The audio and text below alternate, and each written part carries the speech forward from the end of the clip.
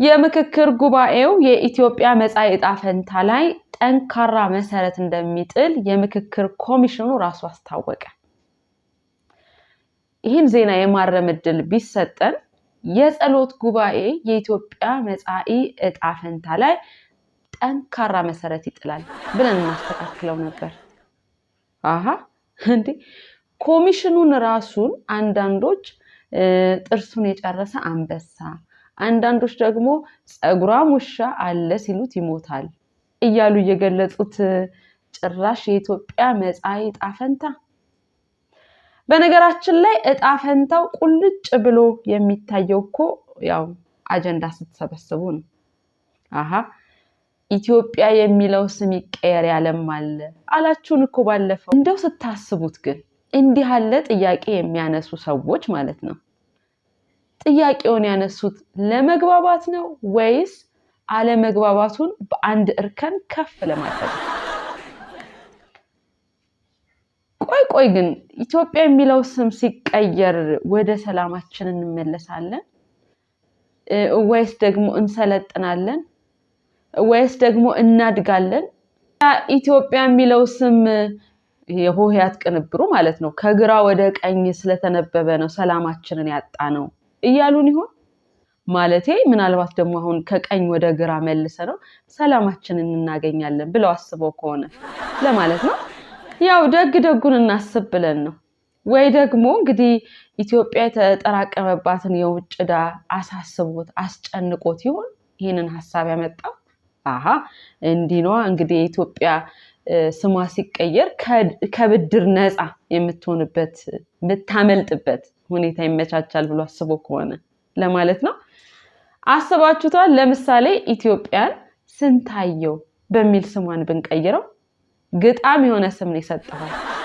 የዓለም ባንክ መዝገቡን ገለጥ አድርጎ ኢትዮጵያ ይሄን ያህል ዕዳ አለባት ሲል ገልመጥ አድርገው ሰውዬ እኔ ስሜ ስንታየው ነው ለምንድን ነው ወደኔ የምትመለከተው በማለት ካመለጠች ብሎ አስቦ ከሆነ ብለን ነው።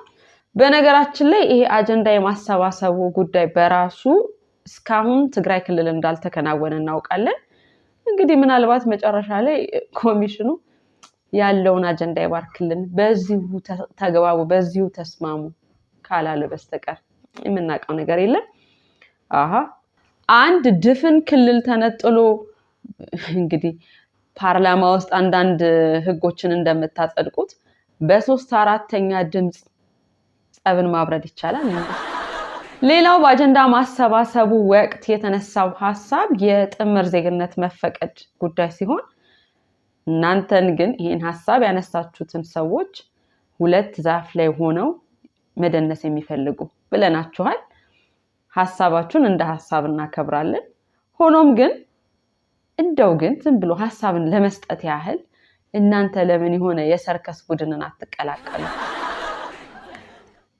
አራታውን እንዴ ያ ትውልድና ይሄ ትውልድ ተጣምሮብን መፍታት ያቃተን ሰዎች እኮ ነን።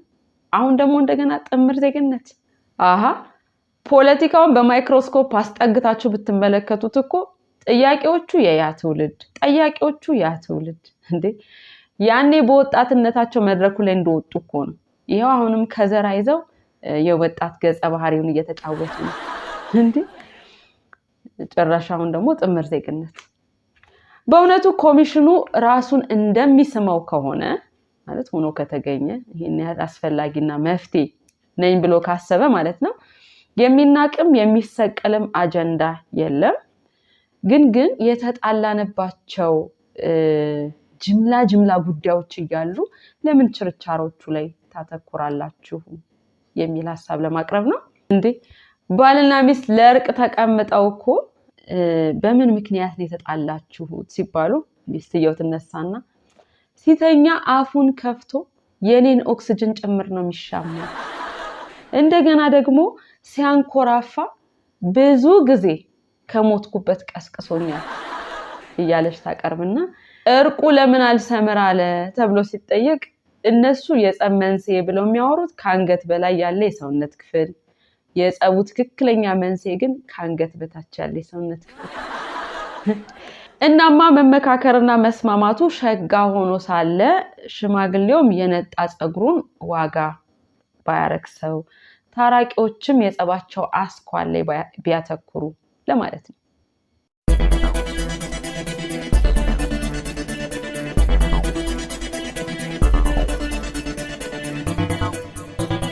በዘንድሮው የ12ኛ ክፍል ተፈታኝ ተማሪዎች መካከል 91.6% ተማሪዎች ወድቀው 8.4% ተማሪዎች ብቻ አልፈዋል። ትምህርት ሚኒስቴርዬ ለውድቀት ነው እንደ እየሰራ ያለው? ያለፉትን አመታት እንግዲህ የተከማቹ ችግሮች ምናምን እያላችሁ ቆያችሁ እና አሁን ደግሞ እናንተ አዳዲስ ችግሮች እያከማቻችሁ ነው። ዘመዶቼ የትምህርት ጥራት ማለት እኮ ፈተና አይደለም። ማለት ከስሙ እንደምንመለከተው የትምህርት ጥራቱ ያለው ትምህርት ላይ ነው። ያ ማለት ደግሞ ምንድነው? የመምህራኑ የማስተማር ብቃት፣ የምናስተምርበት መሳሪያዎች ጥራት፣ አካባቢያዊ ሁኔታዎች፣ የተማሪዎቹን ስነ ልቦና የሚያንጹ ስነ ዘዴዎችን መከተል የመሳሰሉት ናቸው። በነገራችን ላይ ተማሪዎች ውጤታማ ከማይሆኑባቸው ምክንያቶች መካከል 75% ያህሉ ከትምህርት ቤትና ከትምህርት ስርዓቱ ጋር የተያያዙ ናቸው። ማለትም ያው ትምህርት ሚኒስቴር የሚመለከት ጉዳይ ነው። ቀሪዎቹ 25% ነው እንግዲህ ወላጆችንና ተማሪዎቹ ራሳቸውን የሚመለከተው ማለት ነው። እንግዲህ 75% ያህል ችግር የተሸከመ መስሪያ ቤት በየአመቱ የወደቁ ተማሪዎችን በኩራት በፐርሰንት ሊናገር ይችላል ወይ? መናገሩስ ተገቢ ነው ወይ ለማለት ነው ወይስ ትምህርት ሚኒስቴር ስራው መርዶ መንገር ነው? በነገራችን ስር ከባለፈው አመት 3% የዘንድሮ የተሻለ እንደሆነ ማየት እንችላለን። ችግሩ በዚህ ቁጥር እንግዲህ በዚህ እድገት እንኳን ቢቀጥል በየአመቱ 50% ያህል ግማሽ ላይ ለመድረስ ራሱ 30 አመት ይፈጅብናል። ታዲያ ትምዬ ሐሳብ ለውጡን በከዘራ ለማምጣት ነው። አሁን ባለን እድሜ ላይ 30 አመት ስንጨምር እኮ በአንድ ከዘራ አይደለም በሁለት ከዘራ ነው የምንሄደው። አንዳንድ ሰዎች ደግሞ በዚህስ መንግስት አይወቀስም ምናምን የምትሉት እውነታችሁን ነው። ለነገሩ ይቅርታ አድርጉልን። በዚህ ጉዳይ መወቀስ ያለባቸው ጎረቤት ሀገራት ናቸው። ለምሳሌ ግብጽ። አንቺ ግብጽ ይሄው ግድቡ እያልሽ ባታስጨንቂ ልጆቹ ይሄኔ ተገቢውን ውጤት ያገኙ ነበር። ምን አንቺ ብቻ ኤርትራስ ብትሆኚ እንዴ ወደቡ እያለን ስናወራ ማለት ነው። አታስቡት አታልሙት እያልሽ አይደል እንዴ ልጆቻችን ህልማቸው እንዲጨናገፍ ያደረግሽው? እሺ እናንተ ብቻ አይደላችሁ። ደቡብ ሱዳንና ሱዳንስ በየጊዜው እየተጣላችሁ ተማሪዎቻችን ከትምህርት እንዲጣሉ ያደረጋችሁት እናንተ አይደላችሁ? እንግዲህ የተማረ ይግደለኝ የምትለዋ ብሂል ህልውናዋ እያከተመ ይመስላል። የተማረ የሚለው ተቀንሶ ይግደለኝ የሚለው ብቻ ይቀራል ማለት ነው። ያው ካልተማርን መገዳደሉ መች ይቀርልናል። ብቻ ከሰማችሁን እንናገራለን። ፈተናውን በጥራት መፈተናችሁ ማለት ምናጣጥለው ጉዳይ አይደለም። ችግሩ ሳያስተምሩ መፈተን ሳይዘሩ ማጨድ አይሆንባችሁም ወይ ለማለት ሲሆን ያው እያየን ያለ ነው። ማጨዱ ላይ ራሱ እያየን ያለ ነው። እግዚአብሔር የዘራውን አይደለም ወይ እኛ የቱ ጋር የዘራ ነው ለማለት ነው። ካረሳችሁት እኮ በቅርቡ መምህራኑ የሚያስተምሩትን ትምህርት ራሱ ተፈትነው ማለፍ አልቻሉም ብላችሁ ነግራችሁን ነበር እና ሳይማር ያስተማረኝ የሚለውን ብሂል በአስተማሪዎቻችን እየሞከራችሁት ነው። በነገራችን ላይ የኛን ሀገር የትምህርት ጉዳይ እንዲሁ በደምሳሳ ስንሄድበት ለችግሩ ምንጭ የተማረው እንደ ብሂሉ የትም አለመድረሱ ነው። ወዳጄ የዲጂታል ዘመን ልጅ እኮ ነው ያሉን ማለት ምናየው እኮ ነው። ታየኝ እኮ በቀደም ደሞዝ አነሰኝ፣ መኖር አቃተኝ፣ ልጆቼ መመገብ አልቻልኩም የሚል ዶክተር ተመልክቶ ዶክተር ለመሆን ብሎ ገብቶ ሲያጠና አንድ ተማሪ ለመሆኑ እዚህ ትምህርት ቤት የምትመጣው ለምንድን ነው ብዬ ግሳጼ አከል ጥያቄ ስጠይቀው ምን ብሎ መለሰልኝ? አባቴ ሂድ ብሎኝ። እናማ የሚያጓጓ መጨረሻ ሳናሳያቸው እንደገና የሚሮጡበትን ሜዳ ሳንደለድልላቸው ሪባን በጥሱ ማለት ይቻላል።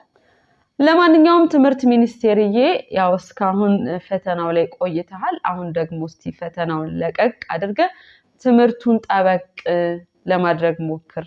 መቼም የፈተናውን ጉዳይ ተነዋል ብያስቤ ነው። እንደዚህ አይነት ወገናዊ ምክር ለመስጠት ያህል ነው።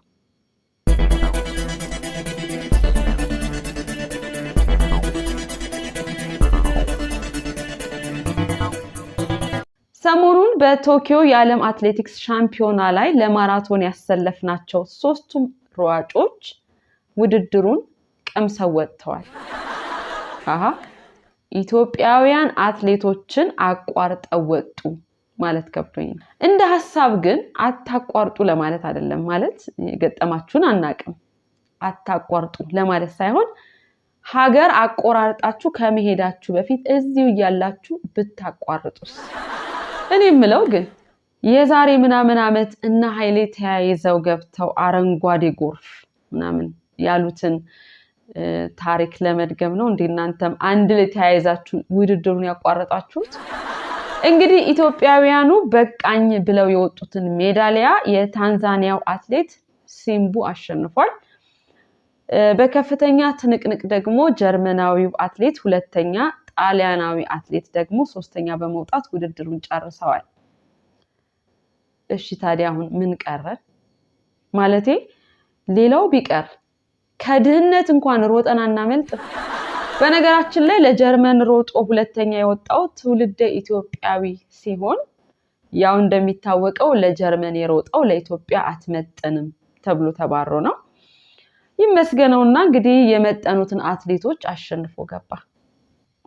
ባለፈው ከግብጽ ጋር በነበረን የኳስ ጨዋታ እንግዲህ ማለቴ በረኛው ብቻውን የተጫወተበት ጨዋታ ማለት ነው።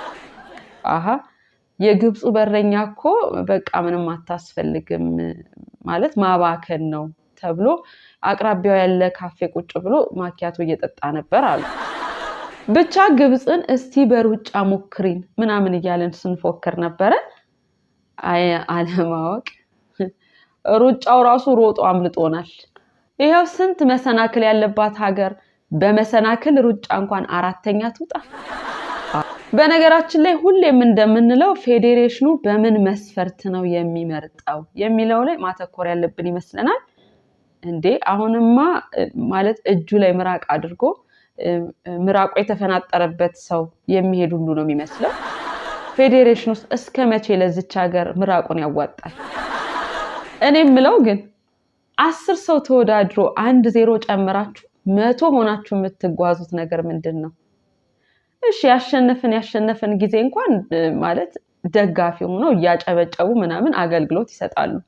አሁን እንደዚህ ሽንፈት ስንጎነጨስ ለነገሩ ያው አንዴ ወስዳቸዋል። እንግዲህ አሁን ደግሞ በድላችን ማጨብጨብ ባይችሉ ለሽንፈታችን ሙሾ ማዋጣት ይኖርባቸዋል።